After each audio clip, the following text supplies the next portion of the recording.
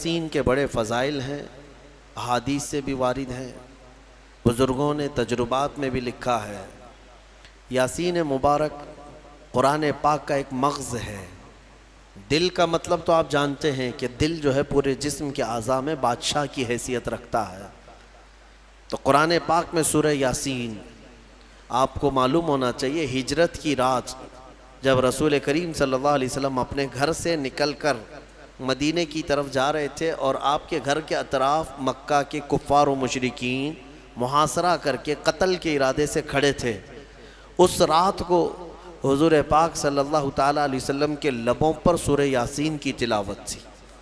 آپ نے مٹی ہاتھ میں اٹھائی اور سورہ یاسین شریف کی تلاوت کرتے رہے اور اس مٹی کو یوں پھینک دیا، یہ کہتے ہوئے کہ شاہت الوجوہ، تم سب کے چہرے برباد ہو جائیں۔ اور وہ مٹی اگرچہ ایک مٹھی بھر تھی، لیکن جتنے لوگ کھڑے تھے سب کے چہروں اور ان کے ناکوں کے قریب گئی اور وہ بے جان سے ہو گئے اور اندھے ہو گئے۔ حضور پاک صلی اللہ تعالیٰ علیہ وسلم ان کے درمیان سے گزر کر کے گئے، لیکن کوئی بھی آپ کو دیکھ نہ سکا۔ یاسین پاک اس رات کو بھی میرے آقا صلی اللہ تعالیٰ علیہ وسلم تلاوت کرتے رہے۔ اور پھر اس کے فضائل میں بتایا گیا ہے کہ اگر کبھی ایسی مصیبت آئی کہ اس کا کوئی حل نظر نہیں آتا تو سورہ یاسین کی تلاوت کثرت سے کرے، اللہ غیب سے اس کے لیے سبب پیدا فرمائے گا۔ اور اگر کبھی ایسی جگہ پر پھنس گیا جہاں اسے کھانے پینے کی کوئی چیز نہیں ملتی، بھوک کی شدت نے پریشان کر رکھا ہے، سورہ یاسین کی تلاوت کرے، اللہ اس کی بھوک کو کافی فرما دے گا۔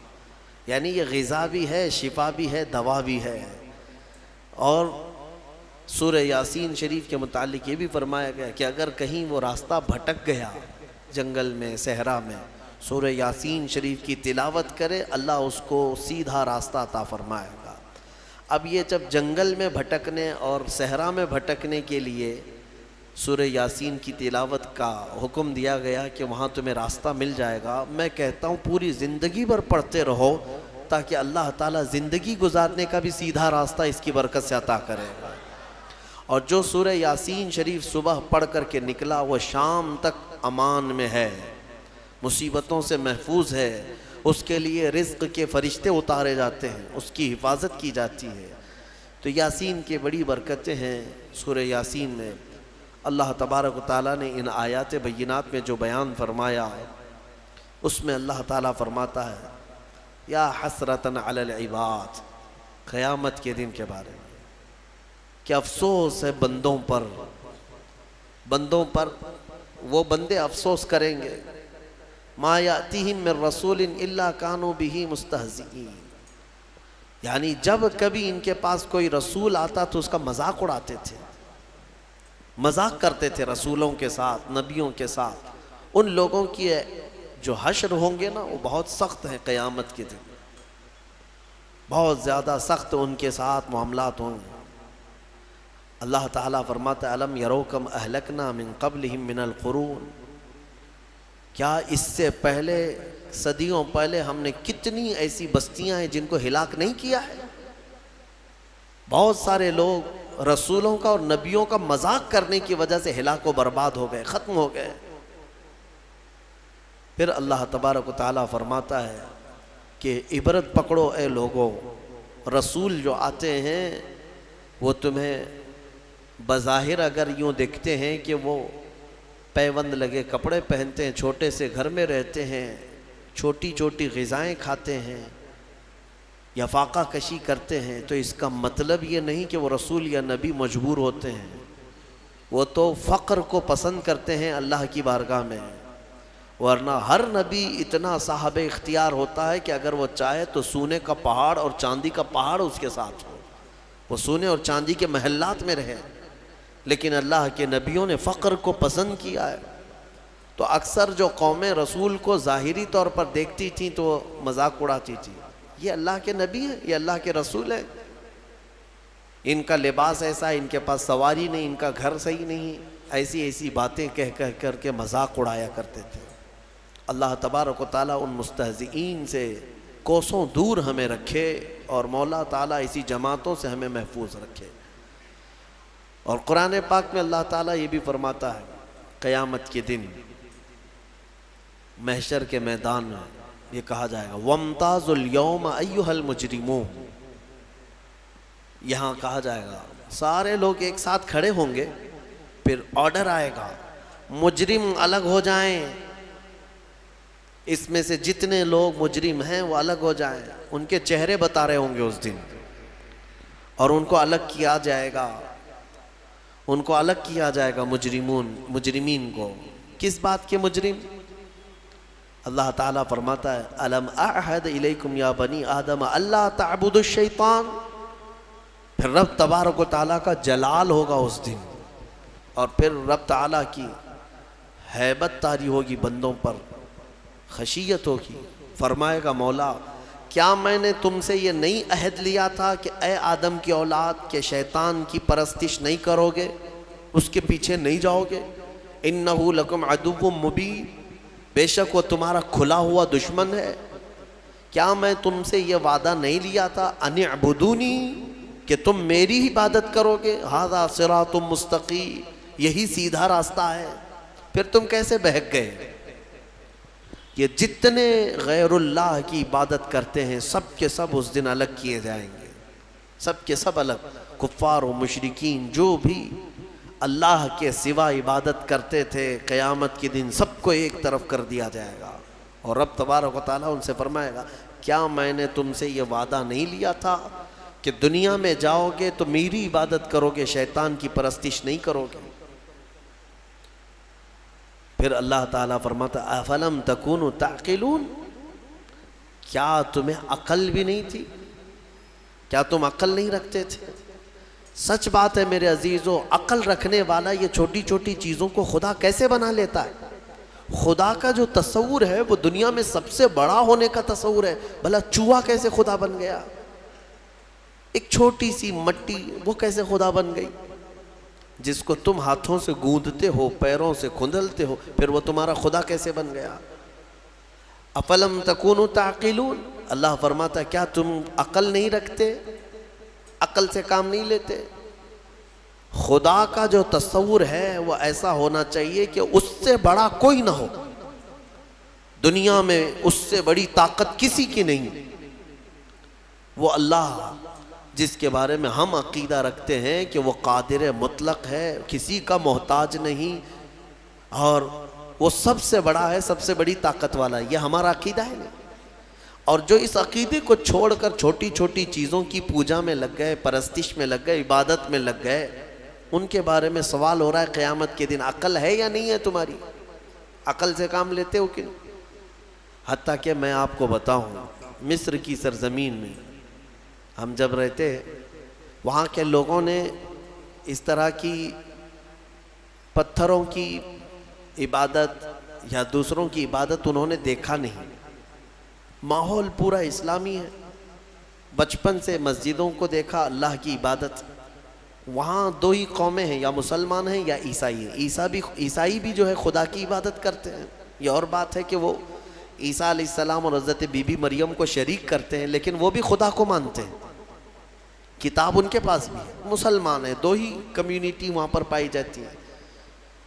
تو کبھی کبھار کوئی عام آدمی بھی عرب کا ٹیکسی چلانے والا ہم سے حالات پوچھتا تھا ہندوستان کے، اور پھر یہاں کے بارے میں جب ان کو معلوم ہوتا ہے کہ درخت، پتھر، مٹی، بلی، چوہا، ساری چیزیں عبادت کے لائق سمجھی جاتی ہیں، تو ایک منٹ کے لیے شوق ہو کر رک جاتے تھے.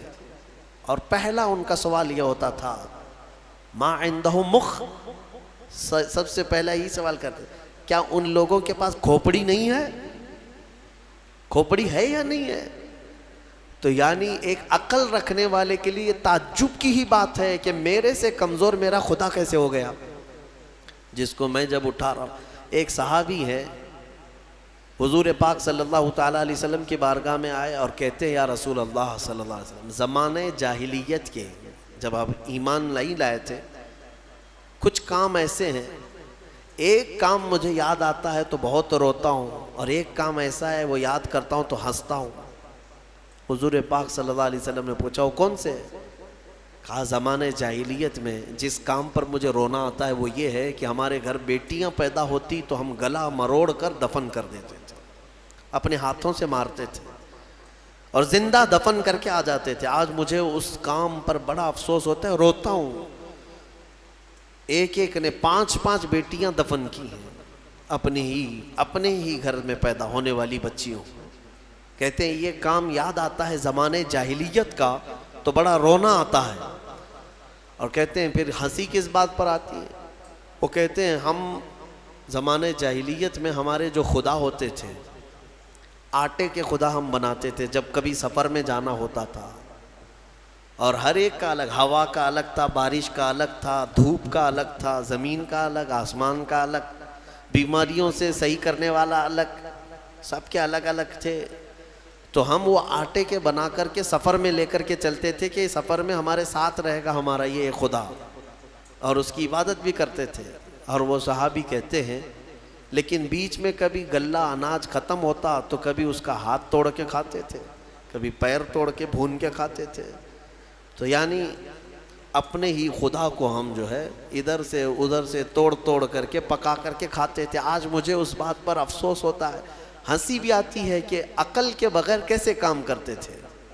بہرحال قرآن یہ سوال کرتا ہے افلم تکونوا تعقلون، کیا تم لوگوں کو عقل نہیں ہے، عقل نہیں رکھتے تھے؟ پھر اللہ فرماتا ہے ہذہ جہنم التی کنتم توعدون، یہ وہی دوزخ ہے جس کا تم کو وعدہ کیا گیا تھا، آؤ اس میں۔ جتنے اللہ کو چھوڑ کر عبادت کرتے رہے سب کو بلایا جائے گا۔ اصلوھا اليوم، اللہ تعالیٰ فرماتا ہے آج کے دن سب کو اس میں ڈالو، ان سب کو ڈالو۔ جہنم کی کیفیت کیا ہوگی پتہ ہے؟ جہنم اس دن پکڑ کر کے لائی جا رہی ہوگی، فرشتے اس کو لا رہے ہوں گے۔ کتنی بڑی ہے جہنم یا دوزخ، یہ کتنی بڑی ہے، اللہ اکبر، اندازہ نہیں کر سکو گے۔ ایک دوزخی، ایک جہنمی جو ڈالا جائے گا، یہ نہیں جو ہماری شکلیں ہیں۔ حدیث پاک میں حضور صلی اللہ علیہ وسلم فرماتے ہیں جہنمی کی اتنی بڑی شکل ہوگی کہ مکہ اور مدینے کے بیچ کا پورا فاصلہ بھر جائے گا ایک ہی جہنمی سے۔ اگر وہ بیٹھ گیا، 400 کلومیٹر ہے، مکہ سے مدینے کا فاصلہ 425 کلومیٹر کا فاصلہ ہے۔ حضور فرماتے ہیں کہ اس دور اتنا لمبا چوڑا ایک جہنمی ہوگا، اور پھر جب کروڑوں جہنم میں ڈالے جائیں گے تو جہنم کی وسعت کتنی ہوگی، وہ کتنی بڑی ہوگی، اندازہ نہیں کر سکتے۔ 70,000 فرشتے اس کو کھینچ کر کے لا رہے ہوں گے قیامت کے دن دوزخ کو، اور اس کو زنجیروں میں جو باندھا گیا ہوگا، زنجیر کیسے، اس کے دہانے ہیں، اس کے دروازے ہیں، اس کا منہ ہے جہنم کا، جس کے اندر مجرمین کو ڈالا جائے گا، مشرکین کو ڈالا جائے گا۔ تو روایات میں ہے کہ اس کو 70,000 فرشتے زنجیروں میں جکڑ کر کے لا رہے ہوں گے، ایک ایک زنجیر پر 70,000 زنجیریں ہیں اس کی، اور ہر زنجیر پر 70,000 فرشتے اس کو جکڑ کر کے لا رہے ہوں گے۔ اس کے باوجود جہنم ان سے چھڑا کر کے بھاگنے کی کوشش کر رہی ہوگی مجرمین کی طرف۔ کس کی طرف؟ محشر میں جو مجرمین موجود ہوں گے ان کی طرف لپکنے کی کوشش کر رہی ہوگی فرشتوں کے ہاتھوں سے زنجیر کو چھڑا کر۔ اتنی طاقت اور اتنی ہیبت اس کے اندر۔ آگ جو ہے وہ کس قسم کی ہے؟ فرمایا گیا دنیا کی آگ لال ہے، جہنم کی آگ نہایت کالی ہے، سخت کالی آگ، اتنی کالی آگ ہے کہ کچھ نظر نہیں آتا دوزخ کے اندر۔ اور رب تعالیٰ فرمائے گا اصلوھا اليوم، آج سب کو ڈالو اس میں، بما کنتم تکفرون، جو تم کفر کیا کرتے تھے۔ مجرمین کو پکڑا جا رہا ہوگا، اور جہنم کا حال کیا ہوگا میں بتاتا ہوں۔ وہ فرشتوں کے ہاتھوں سے چھٹپٹا رہی ہوگی، اچھل اچھل کر کے جا رہی ہوگی، اور کیا کہتی ہے جانتے ہیں؟ 26ویں پارے میں سورہ قاف میں رب تبارک و تعالیٰ فرماتا ہے مجرمین کو ڈالا جا رہا ہے، ڈالا جا رہا ہے، ڈالا جا رہا ہے۔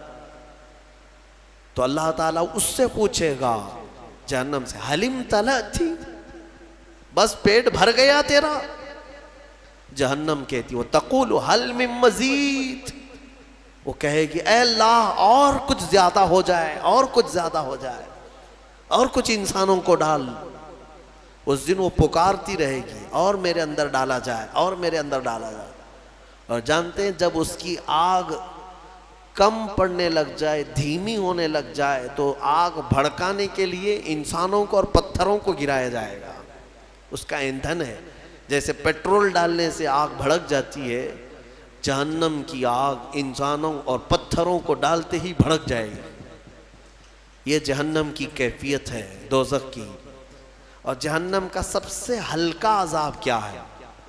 سب سے ہلکا، اگر کوئی چلا بھی گیا، تھوڑے سے گناہوں کی سزا بتا کر کے واپس آنے والا ہے، تو حدیث رسول میں ملتا ہے سب سے ہلکا عذاب یہ ہے کہ وہاں آگ کی جوتیاں پہنائی جائیں گی جس کی گرمی سے اس کا بھیجا کانوں سے باہر آ رہا ہوگا، پک پک کر کے ابل رہا ہوگا۔ یہ سب سے ہلکا عذاب جہنم کا۔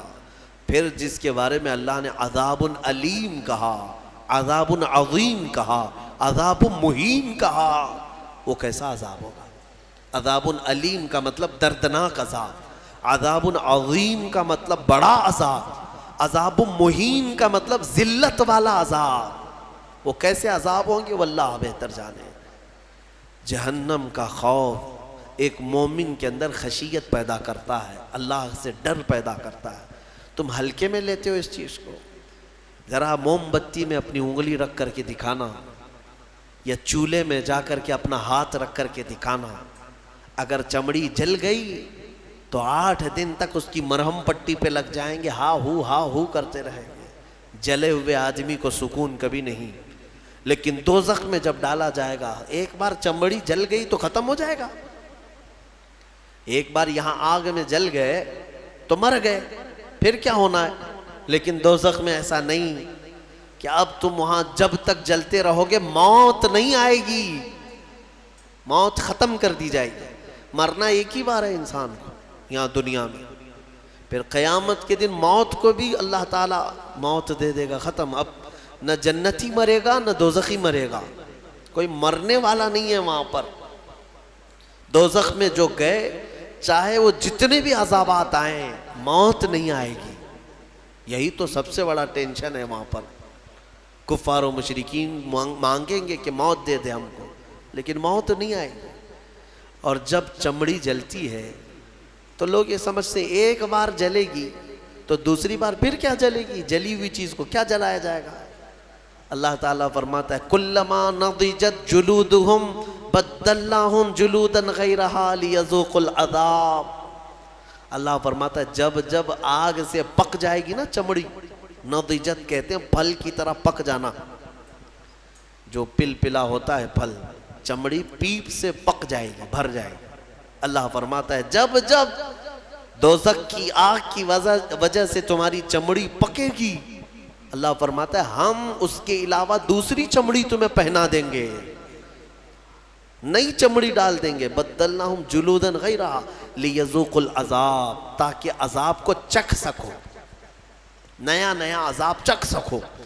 حضرت کعب احبار رضی اللہ تعالیٰ عنہ اس آیت کی تفسیر میں فرماتے ہیں، ان سے پوچھا گیا کہ کتنی بار چمڑی بدلی جائے گی؟ وہ کہتے ہیں 1 گھنٹے میں 70 بار بدلی جائے گی، ہر گھنٹے میں 70 بار پورے جسم کی چمڑی بدلی جائے گی۔ سہنے کی طاقت ہے کسی کے اندر، برداشت کرنے کی طاقت ہے۔ اسی لیے مجھے وہ دعا یاد آتی ہے، حضرت سفیان ثوری رو رو کر کے دعا کرتے تھے، بڑی پیاری دعا ہے۔ اللہ کی بارگاہ میں یوں کہتے تھے الہی لست للفردوس اہلا، اے میرے مولا میں تیری فردوس بری میں جنت میں جانے کا اہل تو نہیں ہوں، میں تیری جنت میں جانے کے قابل تو ہوں نہیں، ولا اقوى على نار الجحیم، اور نہ ہی میں تیرے دوزخ کے عذاب سہنے کی طاقت رکھتا ہوں، یہ بھی تو میرے اندر طاقت نہیں ہے۔ مانا کہ جنت میں جانے کے جیسے اعمال نہیں ہیں، لیکن تیری دوزخ کا عذاب سہنے جیسی بھی طاقت نہیں ہے۔ اب بچا کیا ہے؟ فاغفر ذنوبی بفضل جودک یا اللہ، اے اللہ تو اپنے کرم سے اور اپنے فضل سے معاف کر دے تو بڑی بات ہے، باقی اعمال تو نہیں ہے۔ حضور مفتی اعظم ہند رضی اللہ تعالیٰ عنہ نے یہی دعا کی تھی، میرے اعمال کا بدلہ تو جہنم ہی تھا، میں تو جاتا میرے سرکار نے جانے نہ دیا۔ بس یہی ایک آس ہے ہمارے پاس، اللہ چاہے اپنے فضل سے اور اپنے رسول کی سفارش سے بچ گئے تو بچ گئے، ورنہ میں بتاؤں وضو میں بھی پکڑے جا سکتے ہیں، ہم قرات میں پکڑے جا سکتے ہیں، رکوع سجدے میں پکڑے جا سکتے ہیں، اور پتہ نہیں زندگی بھر کتنا کھایا۔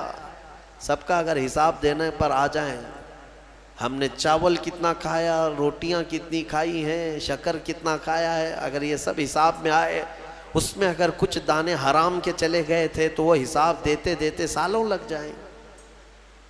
ہمارے پاس حساب جیسی چیز نہیں ہے میرے عزیزوں، اسی لیے وقت کا مجدد بریلی کا امام، جن کے پاس عبادت کے ذخیرے ہیں پھر بھی اللہ کی بارگاہ میں روتے ہوئے یوں کہتے ہیں کہ کریم اپنے کرم کا صدقہ، لئیم بے قدر کو نہ شرما، تو اور رضا سے حساب لینا، رضا بھی کوئی حساب میں ہے؟ تو اے اللہ تو اتنی بڑی شان کا مالک، تو اور رضا سے حساب لینا، رضا بھی کوئی حساب میں ہے؟ اسی لیے اللہ تبارک و تعالیٰ کے فضل کی طرف، اس کے رحم کی طرف توجہ لگائے رکھو۔ سورہ یاسین میں مولا تبارک و تعالیٰ نے جو فرمایا، رونگٹے کھڑے ہو جاتے ہیں۔ آگے کی آیتیں اللہ فرماتا ہے الیوم نختم علی افواہہم، آج کے دن ہم تمہارے منہ پر مہر لگا دیں گے، مہر لگا دیں گے، اس کا ترجمہ یہی ہے۔ اور رب تعالیٰ فرماتا ہے وَتَشْهَدُ أَرْجُلُهُمْ بِمَا كَانُوا يَكْسِبُونَ، تمہارے پیر گواہی دیں گے تم کیا کیا کرتے تھے۔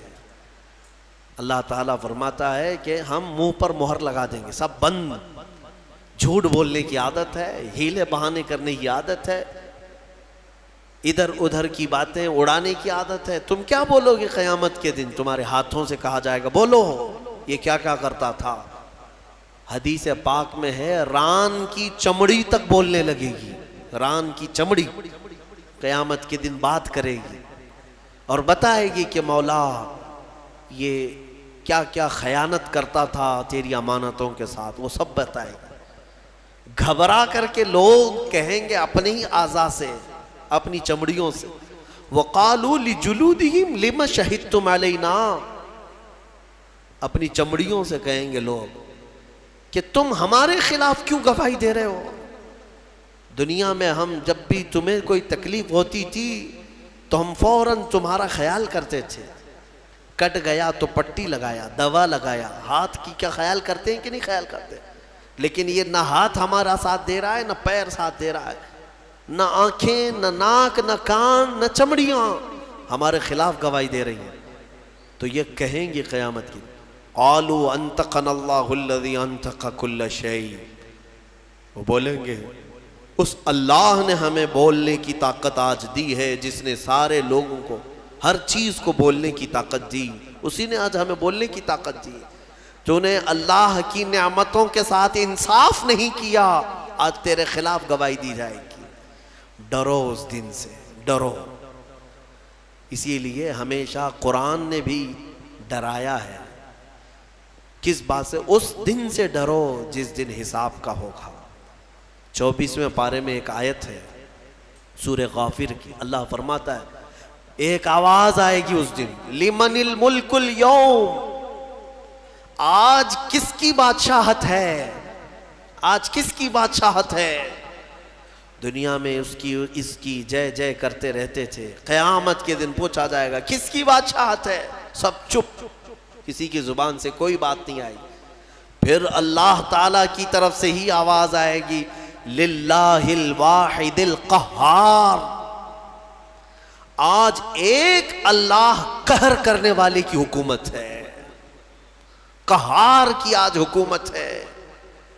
اللہ کے 99 صفات ہیں، وہ غفار بھی ہے، ستار بھی ہے، رحیم بھی ہے، کریم بھی ہے، لیکن قیامت کے دن مولا فرماتا ہے قہار ہے۔ قہار کسے کہتے ہیں؟ سخت پکڑ کرنے والا، پکارا جائے گا این الجبارون این المتکبرون، کہاں ہے وہ زمین میں جو گھمنڈ کرتے تھے، کہاں ہے وہ جو زمین میں دادا گیری کرتے تھے، بلائے جائے قہار کے سامنے کس کی مجال ہے بات کرنے کی؟ تمہیں پتا ہے اللہ کے نبیوں کا حال یہ ہوگا، موسیٰ علیہ السلام جو جلیل القدر پیغمبر ہیں وہ تک کانپ رہے ہوں گے وہاں پر اللہ کے جلال سے۔